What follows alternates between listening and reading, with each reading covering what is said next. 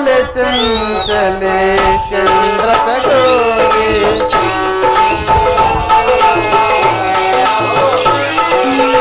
ನಾಟ್ಯ ಮಯೂರಿ ವಯ್ಯಾರಿ ಕುಮಾರಿ ಕೋಮಲ ಚಂಚಲೆ ಚಂದ್ರ ಚಕೋರಿ ಪ್ರತಿಯೇ ಜರಗಿಲಿದಂತೆ ನಾಟ್ಯ ಸರಸ್ವತಿಯಂತೆ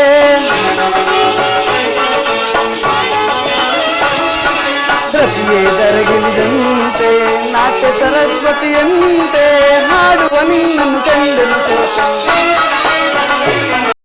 ಜನಾನದವೋ ನಿನ್ನೆ ಹೆಜ್ಜೆಗಳ ಗೆಜ್ಜೆಯಲ್ಲಿ ಹೊಮ್ಮುತ್ತಿರುವಂತೆ ಕಣ ಕಣಗಳಿದು ಸೇರಿ ನಲಿವಾಸ ಜನ ಜನ ಜನ ಜನ ಜನಾನದವೋ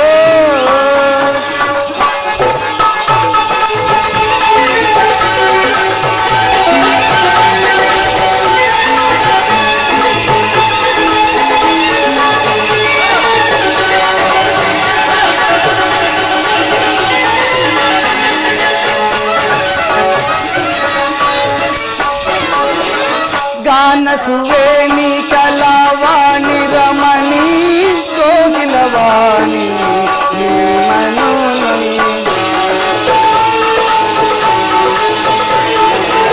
ಗಾನಸುವೇಣಿ ಕಲಾವಾಣಿ ರಮಣಿ ಕೋಗಿಲವಾಣಿ ಮನೋನಿ ನಿನ್ನೆ ಅಂದಗೆ ಸೋತೆ ನಿನ್ನೆ ಪ್ರೇಮದಿ ಬೆರೆತೆ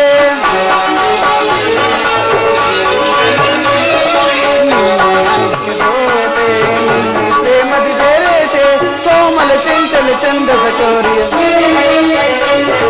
ಕೋಮಲ ಚಂಚಲ ಚಂದ ಚಕೋರಿಯ ಜನ ಜನ ಜನ ನಾದವೋ ನಿನ್ನೆ ಹೆಜ್ಜೆಗಳ ಗೆಜ್ಜೆಯಲ್ಲಿ ಹೊಮ್ಮುತ್ತಿರುವಂತೆ ಕಣ ಕಣದಲ್ಲಿ ಜೊತೆ ಸೇರಿ ನಲಿವ ಜನ ಜನ ಜನ ಜನ ಜನ ನಾದವೋ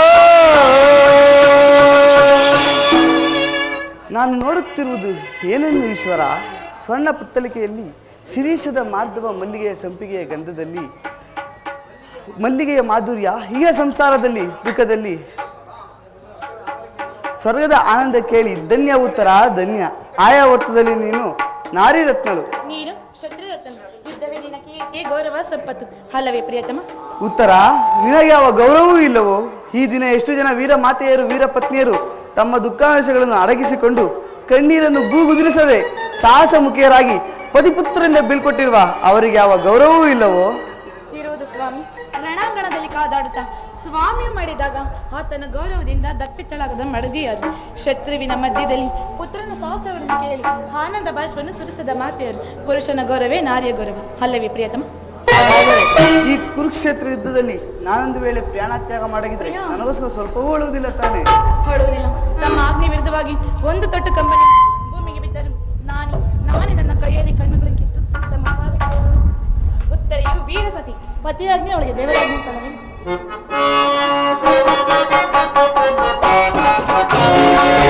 ಗೆಳತಿ ಪ್ರಿಯತಮೆ ಬಾರಿ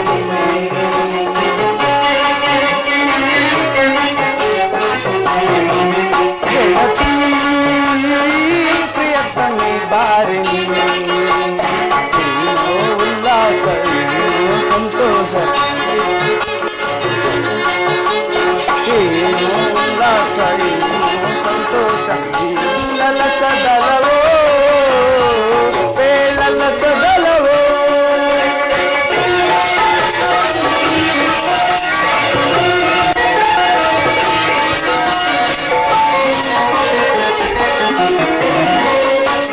ಕೋಗಿಲೆ ಕೂಗುವ ಸಮಯ ಹೃದಯದ ಕೋಗಿಲೆ ಇಂತರಗಯ್ಯ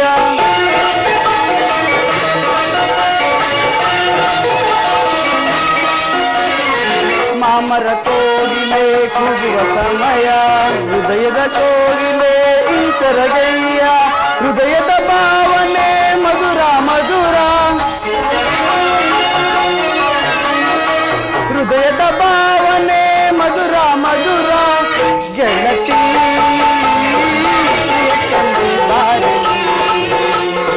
ಏನೋ ಉಲ್ಲಾಸ ಏನೋ ಸಂತೋಷ ಏನೋ ಉಲ್ಲಾಸ ಏನೋ ಸಂತೋಷ ಪೇಳಲ ಸದಲವೋ ಪೇಳಲ ಸದಲವೋ.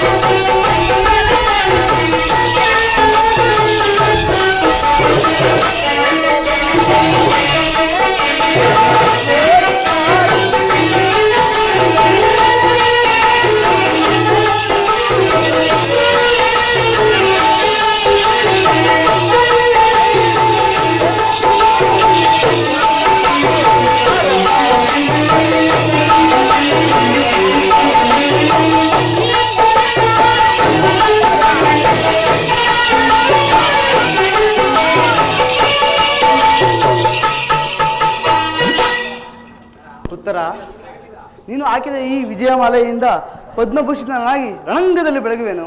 ನನಗಿನ್ನೂ ಅಪಜಯವಿಲ್ಲ. ಧರ್ಮಯುದ್ಧದಲ್ಲಿ ನಿನ್ನಂತಹ ವೀರ ಯೋಧರಿಗೆ ತ್ರಿಕಾಲದಲ್ಲಿಯೂ ಅಪಜಯವಿಲ್ಲ ಕುಮಾರ. ಅಮ್ಮ, ನಿನ್ನ ಆಶೀರ್ವಾದವು ಸರ್ವತಾ ನನ್ನನ್ನು ರಕ್ಷಿಸಲಿ. ನಾನು ಯುದ್ಧಕ್ಕೆ ಹೊರಡಲು ಅನುಮತಿಯನ್ನು ಕೊಡುತ್ತಾಯಿ.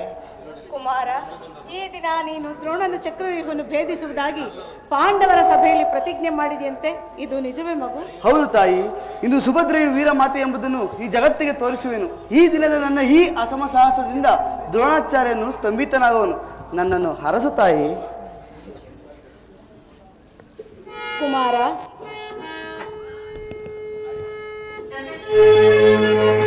ಪ್ರಿಯತನೆಯ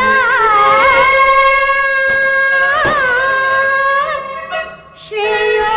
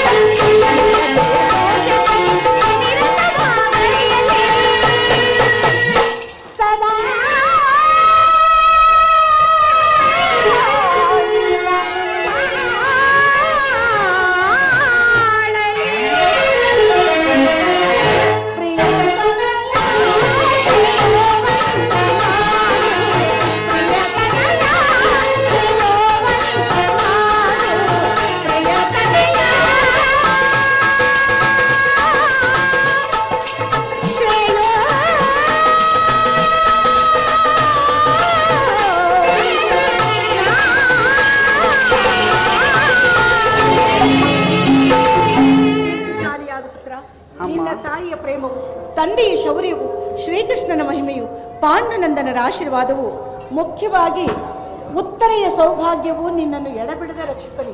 ಜಯಶೀಲನಾಗಿ ಹೋಗುವ. ಅಮ್ಮ, ಅನುಗ್ರಹಿತನಾದೆನು. ನಿನ್ನ ಆಶೀರ್ವಾದ ಮಹಿಮೆಯಿಂದ ಆಚಾರ್ಯ ದ್ರೋಣ ಚಕ್ರವ್ಯೂಹವನ್ನು ಆಟದ ಮಣ್ಣಿನ ಕೋಟೆಯಂತೆ ಭೇದಿಸುವೆನು. ಉತ್ತರ, ಸ್ವಾಮಿ, ನೋವೇನೆಂಬುದನ್ನು ಅರಿಯದ ಈ ನನ್ನ ಮುದ್ದು ಮಲ್ಲಿಗೆಯನ್ನು ನಿನ್ನ ಕೈಯಲ್ಲಿಡುವೆನು. ಇಂದಿನ ಯುದ್ಧದ ದುರ್ಬಲ ಸಂದೇಹದಿಂದ ಸುಡಿದಿರಲಿ, ಅಥವಾ ಇಂದಿನ ಮಹೋತ್ಸಾಹದಲ್ಲಿ ನಾನೊಂದು ವೇಳೆ ಕುಮಾರ, ಅಭದ್ರವನ್ನು ನುಡಿಯಬೇಡ ಕಂದ. ವೀರ ಕ್ಷತ್ರಿಯನಿಗೆ ರಣಭೂಮಿಯು ತಾಯಿಯ ಮಡಿಲಿನಂತೆ, ಶಸ್ತ್ರಾಸ್ತ್ರಗಳು ಒಡಹುಟ್ಟಿದ ಬಂಧುಗಳಂತೆ, ಕೀರ್ತಿಯು ನೆಚ್ಚಿನ ನಂಟನಂತೆ. ಸಾವು ಬದುಕುಗಳೆಂಬ ಅಳತೆಗೋಲಿನಿಂದ ಪ್ರತಿನಿತ್ಯವೂ ತನ್ನ ಜೀವನವನ್ನು ಅಳೆಯುತ್ತಿರುವನು. ಅಂಜಿ ನಿರಾಶನಾಗುವುದಿಲ್ಲ. ಹೋಗಿ ಬಾ ಪುತ್ರ, ಜಯಶೀಲನಾಗಿ ಹಿಂದಿರುಗಿ ಬಾ. ಆಜ್ಞೆ ತಾಯಿ. ನಿನಗೆ ಮಂಗಳವಾಗಲಿ. ಹೋಗಿ ಬಾ. ಸ್ವಾಮಿ, ಬರುವಿರಾ? ಬರಲೇ?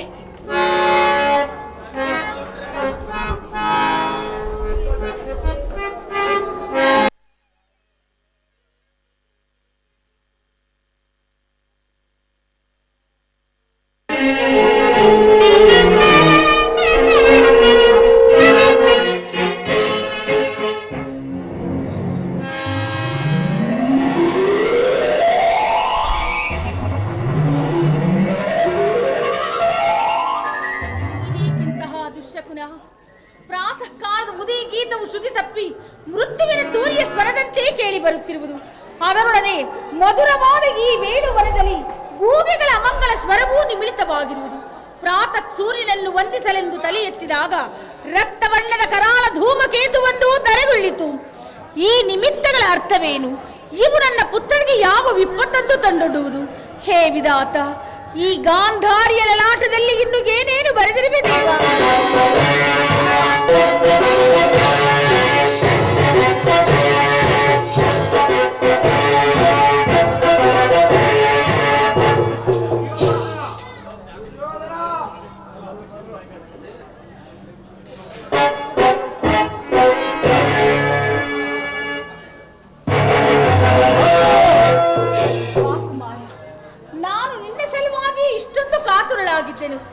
ರಾತ್ರಿಯೆಲ್ಲವೂ ನಿದ್ರೆಯಿಲ್ಲ, ಬೆಳಕು ಹರಿಯುತ್ತಲೇ ದುರ್ಮಿಲಿತ ಪರಂಪರೆಗಳು.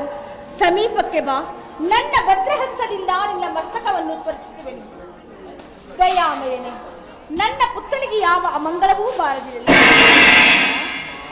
ಅಮ್ಮ, ಈ ದಿನ ನಾನು ಯುದ್ಧಕ್ಕೆ ಹೊರಟಿರುವ ನನ್ನನ್ನು ಆಶೀರ್ವದಿಸುತ್ತಾರೆ. ಯುದ್ಧ? ಇದೆಂತಹ ಕೆಟ್ಟ ಸುದ್ದಿ ಕುಮಾರ. ಯುದ್ಧಕ್ಕೆ ಹೋಗಲು ನಿನಗೆ ಆಜ್ಞೆಯನ್ನು ಕೊಟ್ಟವರಾರು? ಅಮ್ಮ, ಈ ಬಾಹುಗಳಿಗೆ ಶಕ್ತಿ ಇರುವ ತನಕ ಯುದ್ಧದ ಸಲುವಾಗಿ ದುರ್ಯೋಧನು ಯಾರ ಆಜ್ಞೆಯನ್ನು ಬೇಡುವುದಿಲ್ಲ. ಕುರುಕ್ಷೇತ್ರ ಮಹಾಯುದ್ಧದಲ್ಲಿ ಸಮಸ್ತ ಸೈನ್ಯವು ಸಮ್ಮಿಳಿತವಾಗಿರುವುದು ಇದು ನಿನಗೆ ತಿಳಿಯದೆ ಮಾತಾ?